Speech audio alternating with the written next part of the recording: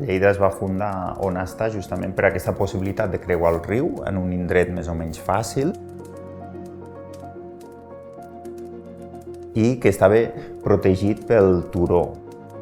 Per tant, podíem protegir-nos, però al mateix temps el pont i el riu ens servia com a element de comunicació. Lleida era un punt de control del territori fonamental perquè justament hi havia el turó que des de dalt al castell es pot controlar un gran territori al voltant de la ciutat, 50 quilòmetres a la redona fàcilment, i a més tenim el pont que podia creuar el riu.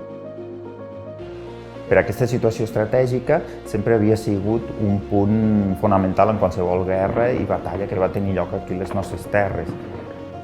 Un pas important era justament creuar el riu per anar cap a una direcció o cap a una altra.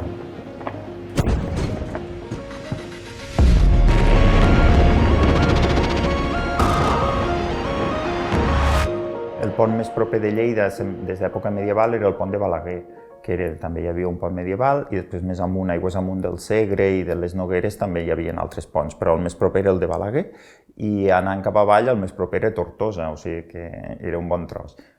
Durant tots aquests trams de riu o es podia creuar amb una barca o per un gual, és a dir, un lloc que fos més o menys fàcil de creuar l'aigua. Al pont hi havia una porta per poder entrar, per poder creuar el pont i un petit edifici que és on es cobrava el pontatge, que era com un peatge que es pagava per creuar el pont. Era un control on hi havia la guarda permanent, una guarnició per controlar justament l'entrada de la ciutat, també del control de mercaderies, de tot el que passava pel pont i aquests impostos que es cobraven, però també de defensa, naturalment. En època de pestes i epidèmies era fonamental això.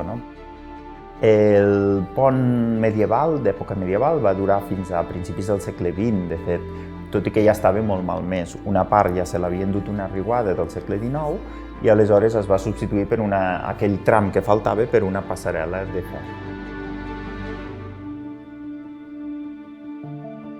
Aquest pont, però, va quedar molt malmès durant la riuada de 1907, que va ser una riuada molt important aquí a Lleida, que va afectar molt la ciutat, i es va endur gran part del pont antic.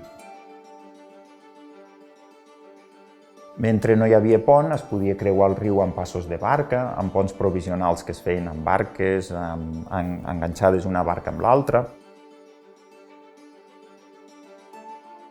Al no poder-se reconstruir, es va substituir per un pont totalment nou, que era l'anomenat pont de ferro.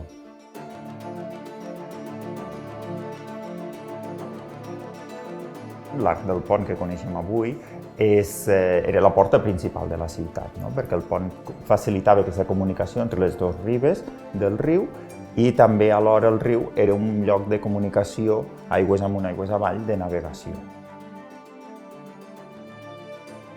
Clar, el pont era un punt central de la ciutat i passava la carretera, el camí ral de Madrid a Barcelona, per tant era un punt de comunicació clau, però també per la vida de la ciutat, perquè el pont era el punt que ens permetia creuar d'una riba a l'altra, d'anar, per exemple, als Camps Elisis a l'altre costat, al barri del Cap de Pont, i a tota l'horta del marge esquerre. Era un punt de trobada, sempre havia sigut un punt de relació molt important.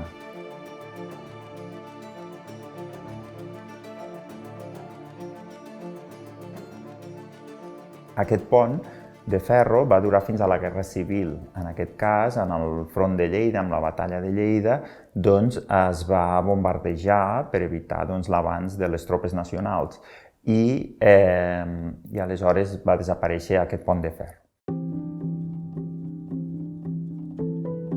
I es va reconstruir als anys 40 amb el pont que tenim ara, que és un pont de formigó posterior.